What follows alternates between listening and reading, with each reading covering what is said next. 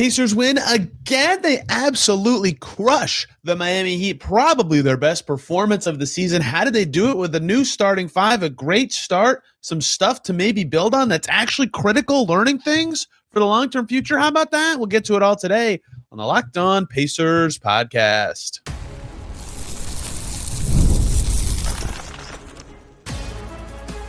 You are Locked On Pacers, your daily Indiana Pacers podcast. Part of the Locked On Podcast Network, your team every day. What's up, everybody? Happy Sunday/weekend, and welcome into another edition of the Locked On Pacers podcast, where we, of course, talk about the Indiana Pacers. As always, my name's Tony East. I cover the team for Forbes and Circle City Spin, and today, Indiana beats Miami in basketball, and hopefully football, and it is, because the Hoosiers are awesome, and we have a lot to discuss from Pacers Heat.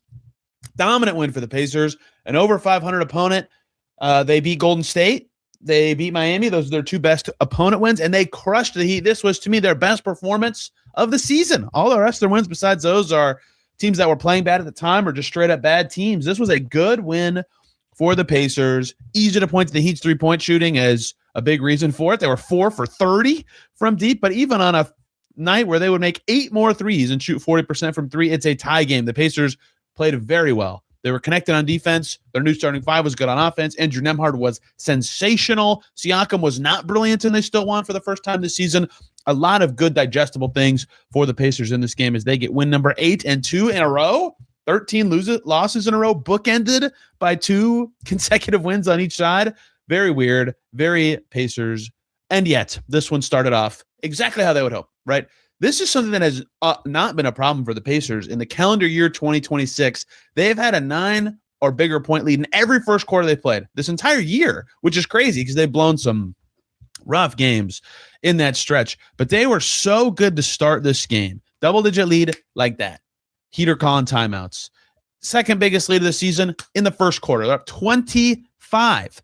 They had to be thrilled with all that, and that's the kind of stuff, I said this a lot really early in the season when they were inconsistent in the middle of the same game, which is still happening. Now, to be clear, it's like stretches like this start always make you wonder, like, how is this not happening all the time, right? This team is very clearly capable of this, and they can't do it consistently, but they were awesome in the first quarter of this game. The Heat looked completely helpless in a way that was surprising. The Heat are good.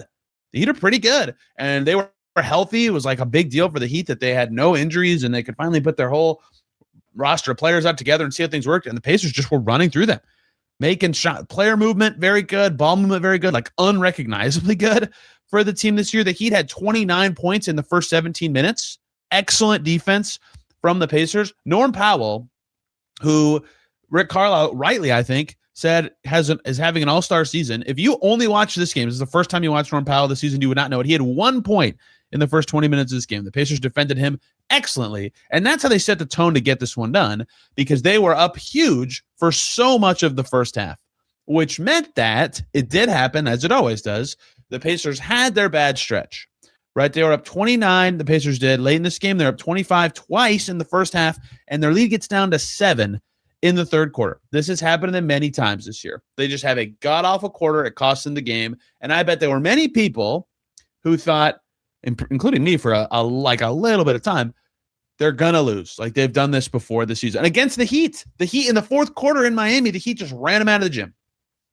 And instead what happened is, ironically, Pascal Siakam got into foul trouble, and instead of sticking with Furphy in the front court, they double subbed the front court and brought in Micah Potter and Jarace Walker at the same time. And as has been a problem for the Pacers, where they always get smoked in these stretches and they're long, it's like an 8 to 12 minute just miserable run of play. They limited this one to only like 4 minutes, which is all that mattered. That reserve group came in, and Micah Potter hits a 3, and Andrew Nembhard hits a 3, and all of a sudden they're up 13 again, and they never look back. They were up double digits literally the rest of the game. Like, that is all it takes sometimes. Just one response, playing your game to go, okay, what we're doing is still working. We're still good enough to do this. And then internally, everyone feels better about what they're doing, and they just keep playing the same way. And it was great. They upped their turnovers and that they're allowing. And there was a lot of longer possessions And all of a sudden, like that's what it felt like early in the third quarter is when they were disconnected a little bit. But as soon as they got that back in, they got more connected. They kept their pace high. They ran away with it. And that is an atypical Pacers game this season. This was a first where they were able to look connected for 48 minutes, move like that on offense the whole time, and weather a storm from another team. That has not been the MO for this team this year, but they were great at it in this one, and they deserve a ton of credit for doing so on a night where they looked like they could give it away, and the Heat are good, but the Pacers did not make them look any good, and it starts to me with Andrew Nembhard, who was phenomenal. He looked like a well-rested guy who did not play in their last game against the Charlotte Hornets. He looked like the best player on the floor. 29 points. He's done that before this season. He's had high-scoring games. 9 assists, no turnovers. And this continues a trend for him that I want to investigate in a little more detail in a second. But I asked him about it post-game, and he talked about like a focus for him being getting the turnovers down. And that's a big thing when you're playing the one because his turnovers per game number is higher. Obviously, that's going to be the case when he has the ball all the time this season. His turnover percentage is like a percentage of the team's total turnovers is actually a career low, right? So it's misleading to say that his turnovers are up when his turnover rate is like a function of what the team is doing is not that much higher. He's just being asked to do so much more. And in this game, the passing is representative of a big growth area for him in that it's been a trend of late. There's obviously been some stinkers. He had 3 turnovers in his literal last performance against Cleveland, but he had 5 against Boston right after Christmas. Outside of that, he's had a long stretch, 11 assists against Cleveland, 11 assists, 1 turnover against Orlando, 6-2 against the Spurs, 7-3 against the Magic, 16 assists against the Heat the last time they played them. His assist to turnover ratio continues to climb. And so that alone is a good start. I think that this starting 5 right now with Furphy in there, and they've figured out Drew's role specifically. And, they've kind of, this starting lineup was different. Quentin Jackson started. We'll get to that. But it has like a more clear hierarchy. And that, I think that combined with Drew's focus on keeping turnovers down has really helped him be more point guardy. And the Pacers offense, I think about earlier in the season, November-ish, even into December, how many games the story was just like, well, they made nothing. They shot, an atrocious, unbelievable percentage. Now they don't have that. Their floor on offense is much higher. And I think some of that is that their ball movement's better and Drew's gotten better at kind of running the show. So that alone is good. Obviously, competent point guard play is a huge part of a team looking like a better team on offense. TJ McConnell was excellent in Charlotte. They won that game too. The difference for Drew in this game versus some of his other good passing to low turnover games was he couldn't miss. 10 for 16 from the field. He made 4 threes on his way to 29 points. I felt like he was hunting for 30 when he was in the fourth quarter. Didn't quite get it. Would have been his first. He didn't get 10 assists. He was very close to his first 30-point double-double of his career. Pacers won his minutes by 27 points. None of the rest of the starters were better than plus 16. Andrew Nembhard was absolutely fantastic in this game. And I thought that was a huge part of this going so well for the Pacers because he's always, as everybody knows, taking on challenging defensive assignments.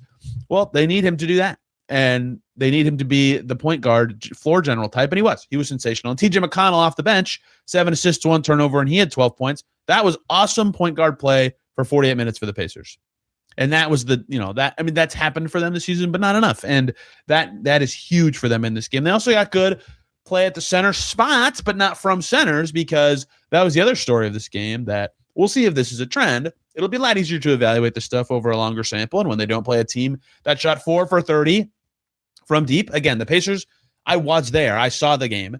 They very clearly played well. Even if the Heat made 8 more threes, it would have been at worst a tied game. I'm not saying the Pacers won because the Heat shot so bad, but 4 for 30 is just the second game this entire NBA season a team took 33s and made less than 14% of them, right? It happened in the calendar year 2025 4 times. Like, it's very rare how bad the Heat shot in this game. Like, they'll probably just shrug this one off. So seeing the Pacers against a team making a normal amount of shots will be revealing.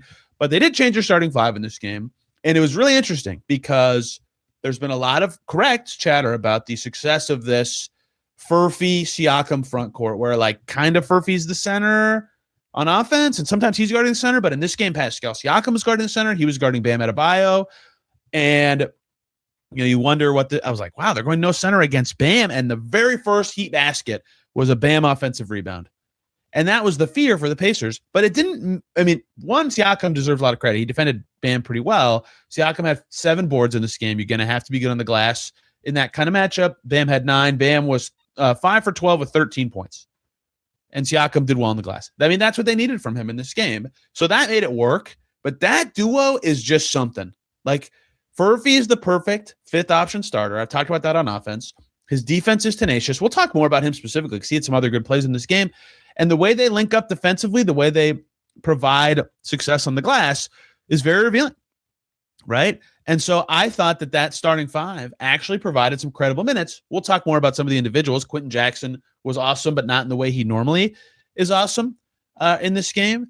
And so I don't know that they'll stick with this. This did feel very matchup dependent, like they just started J-Huff 2 nights before, but they got a lot of mileage out of that starting 5. And this Siakam Furphy pairing, the fact that this is an option for them, this is exactly what this season is about. This is what I keep saying.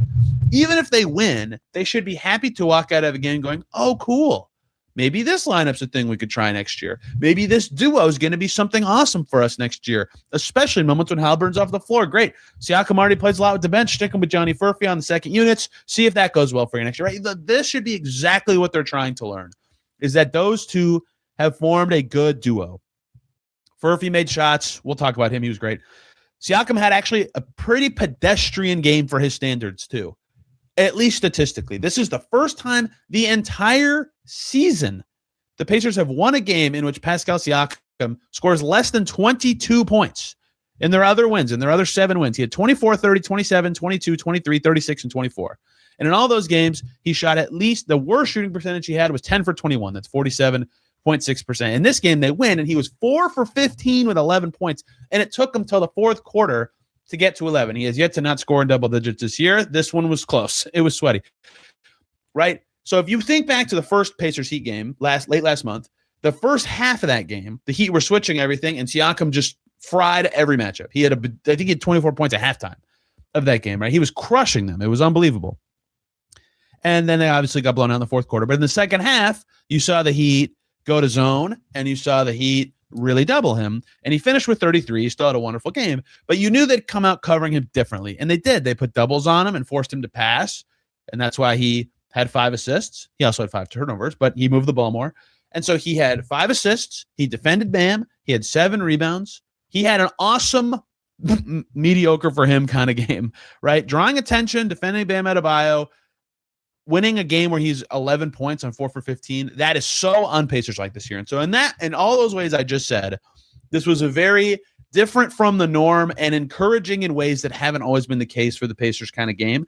A lot of people will go, the standings. They still have the worst record in the league, first of all. But also, they learn more about this Siakam Furphy thing. They see Andrew Nembhard. Granted, this was like probably the best he's played, but point guarding. They see wins without Siakam going crazy. And we'll talk about other stuff that went very well. Like, that's what they should be hoping to see, is that kind of stuff. And other young guys were good too. Jarace Walker getting praise from Rick Carlisle postgame. Johnny Furphy was quite good. Quentin Jackson did a new good thing. Ooh, so much more to get to close out today's Locked On Pacers. Before we get to any of that, though, we need to talk about FanDuel. Fridays already feel different during basketball season. FanDuel is making them even better. Every Friday night before the games tip off, FanDuel gives fans a new way to kick off the weekend with NBA Happy Hour. NBA Happy Hour is your official pregame. A limited time window where special offers drop right inside the FanDuel app before the action starts. Fridays from 6 to 7:30 Eastern. That's appointment viewing with NBA Happy Hour. Opening the FanDuel app during Happy Hour always brings something new. Boosts, bonuses, and surprises. It's easy to check the weekly special before tip-off and make a move before the window closes. The timing is perfect, right before the games, right before the weekend starts. It adds extra energy to Friday night basketball without overthinking it. So before tip-off, check the FanDuel app and see what's dropping during NBA Happy Hour every Friday from 6 to 7:30 p.m. Eastern. A little basketball, a little action, a whole lot of Friday energy. That's NBA Happy Hour, only on FanDuel, the official sportsbook partner of the NBA. And we are back here on Locked On Pacers. Thanks for making it your first listen today and every single day. Make your second listen. Locked On Heat. Wes and David are the best. Wes and I talk on NBA Game Night every Thursday, or Locked On Hoosiers, because the sitting Ducks were, Every time IU plays a football game, I come on here in my jersey on the next podcast and just like giggle at how much they just stomped somebody in an insane bowl game. They had 0 bowl wins in my lifetime. Now they have 2 in the last 11 days. It's crazy. And I know everybody gets so sick of me talking about this. And I know there's Notre Dame and Purdue people. I'm so sorry. Purdue, I love Matt Painter. Notre Dame, my dad's a fan. Your program's very exciting. Let me have this, please. Okay. Sorry. Pacers Heat. So many other notes to get to. Furphy, obviously, the pairing with Siakam specifically is very good, but he just does so many things that obviously I keep talking about that make him very effective as this 5th starter player. The defense has been awesome all the time, right? He is very tenacious. He plays with this sort of just like fearlessness that I think is a little contagious, and it leads to some fouls. He had 3 in this game. There was a lot of fouling for the Pacers in this game. I think that he's got to – I think if he gets serious minutes – next year or soon, whatever that happens, that will be a topic for him, is keeping that foul number down a little bit. But he's awesome on the glass, 7 again in this game. 2 assists, look at that. Made both of his threes. That's a huge swing skill for him right now, is how good of a shooter is he actually going to be when he plays. But if you defend like that and you rebound like that, 1, you're going to hit the floor. You're going to be on the court. You're good. And 2, look at this.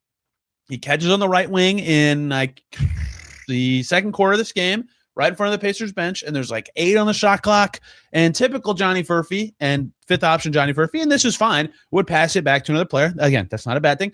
In this moment, his defender was shifted a little away from him. The Heat were kind of shrinking the floor, and so he realized his defender was kind of off balance and rotating, and he pounded hard to the right and drove all the way to the cup on a drive, and he missed. But he got all the way to the rim and took somebody off the dribble and recognized the hole that the defense, or that the way that he were defending, created for him. That's good stuff. He's got to make the shots eventually, obviously, but that's the kind of stuff that comes with more reps in that role, is seeing where those openings are. What can you do against them? We've seen the powerful dunks. We know what he's capable of. He'll become a better finisher, but I thought that was very noteworthy. He continues to play very well. Speaking of playing well, drawing praise from Rick Carlisle, unprompted post-game, Jarace Walker. What a stat line. I mean, if you just so obviously, if you're plus 31, some of that is you get caught on the floor at the right times, right? I'd say the same for Andrew Nembhard, who played awesome, right? And by the way, some people thought, when I did the whole Andrew Nembhard plus minus investigation and thought my conclusion was like, it's probably luck, right? Probably a little bit of luck. And then immediately people were like, it's not luck. He's not playing that well. Tonight is what I'm saying. He got lucky in the positive direction in this game, and he played very well. He just happened to be plus 27. Like, him and Jarace got lucky that they were on the floor almost all. They both played really well, to be clear, but they didn't play that much better than every other lineup. Anyway, Jarace was good in this game. 4 for 8, 3 for 5 from deep. He continues to be on fire from long range, which is huge because he could not make anything to start the season. He'd have little stretches of good shooting here or there. He was up to 1/3 of his threes entering this game, so now even higher than that, getting closer to league average. Not good. He was 40% his first 2 years, but that's obviously hugely encouraging for him in this game. And that's always been the case, right? Very much recently, a lot have been talking about how well he's been shooting of late. Well, in this game, also 9 rebounds, 4 assists, 4 steals. That is the Jarace Walker that you would have hoped existed if you're the Pacers when you picked him, as a guy that can be part distributing, part defending, part disruptor, and can make shots when needed. He led the team in minutes, and he made the Heat pay for it, which is interesting because on his first couple possessions, I thought, he's handling the ball a little too much. But his patience with he had an ugly turnover in the first quarter, and I thought, oh boy, I'm going to be talking about the classic Jarace turnover. But his patience in this game really developed. Like, his touches were not long negative. They were long like he was making the right reads. There's a very fine line between those things, and that made him look great. He made the right decisions a lot because he was patient, because he let the game come to him, and just an awesome game. 2 team-wide things. Actually, this is 1 team-wide thing. Actually, no, it's 2 for the Pacers. 1 is, I think in a game like this where Siakam is not at his best level, a huge way to win is balance, right? This was a superpower for them when Tyrese Haliburton does play, and lo and behold, Andrew Nembhard got it going with his 9 assists in this game. While their second leading scorer was only 14 points from Micah Potter, who just can't miss right now, by the way. If you're only going to have a second leading scorer have 14, a good way to still win is have 6 players between 10 and 14 points. 10 for Johnny Furphy, 11 for Siakam, 12 for Nesmith, 13 for Jarace Walker, 12 for TJ McConnell, and 14 for Potter. And J-Huff right behind with 8. That balance showed their ball movement well in this game. 37 assists for the Pacers. Somehow I didn't even realize that was their number. I almost guarantee before I look, I'm going to look it up right now, that's a season high. Their ball movement and player movement was very crisp in this game. Like extremely, extremely crisp in a way that was noticeable. I should have probably just looked up the assist number, but that balance was very obvious in how it helped their offense. And they had like different guys stepping up and being a big weapon at different times of the game. I bet this is even close. All right, I'm on the game log page. I bet their second highest is 33. Oh my gosh, I forgot about this. They had 38 assists in Orlando in the game they just lost a little bit ago. Before that, their season high was 32. So I was right until a couple days ago. Regardless, another sign like what I mentioned earlier with Andrew Nembhard's passing. Their ball movement is getting better. They're figuring out more of what to do with him running the show, how this will all look. I'm not saying it's going to happen every night. I'm saying it's going to happen more often. So that was noticeable. Another thing that happened in this game, the game was still mostly decided at this point. But the Heat were like trying other guys in the second half, and they put Myron Gardner in there, and he had a run out on a steal at one point. It was like a 2-on-0, kind of a 2-on-1. And it was after a Siakam missed dunk, and he smoked the layup, and the Pacers got the rebound. That is when the game was over. And that was right after a Jay Huff Statue of Liberty dunk that got the crowd into it, that blew up the arena. That was the official end of the game, even though there was still like 10 minutes left on the actual clock. Two more players to get to before we get you out of here. Aaron Nesmith. So this has happened to him 2 games in a row where the jumper's kind of working, although he's 1 for 5 in this game. He made 3 twos, and I think all of them were, pull-ups or jumpery types. But it feels like he, outside of the jumper, his shot's not going in as well. It almost feels like he's being a touch too aggressive, hunting for the push. And like, it's good. That's what he should be trying to add more of to his game this year. It's good that he's taking more 2s than 3s, 7 2-point attempts. 4 free throws. That's all great. 9 rebounds. Aaron Nesmith still does a ton of awesome things almost every game. But I almost wonder if there's like the right kind of balance, or if he has like more of a finesse shot he could get to on some of these drives that isn't just like head down, pull up, head down to the rim, or a 3. If there's an in-between for him that's kind of like the next step that doesn't feel so push all the time. And maybe I just feel that way because he missed a lot of shots in this game, but that's 2 games in a row I felt that way. All right, I got to talk about Quentin Jackson to close this one. He started. That surprised me because Andrew Nembhard was back. Quentin Jackson started in Charlotte at point guard. In this game, it was different, and the Heat's lineup does lend to starting 2 guards who can move. Norm Powell requires that kind of defender. Tyler Hero and Davion Mitchell, in theory, could require that kind of defender. So I get it, and Rick talked about Carlisle, talked about the matchups being a part of the decisions to change the starters the way they did. I mean, right away, Quentin Jackson's ball pressure changed the game.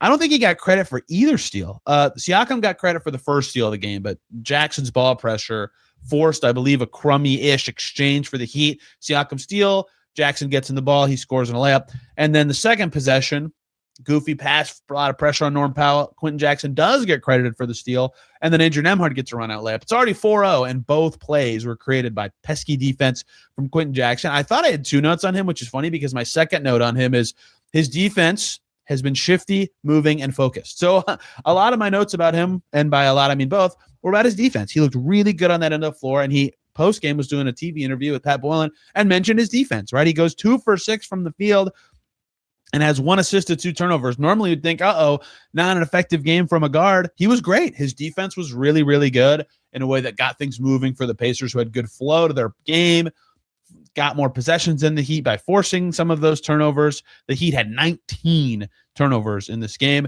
and the Pacers won the rebounding battle as well. So credit to Quentin Jackson for finding ways to impact the game without having to score like he did in their win over Golden State, but he's been good in both of their wins against the best teams that they've beaten this year. And that is Pacers Heat. Pacers win number 8 of the season, their third 2-game winning streak of the year.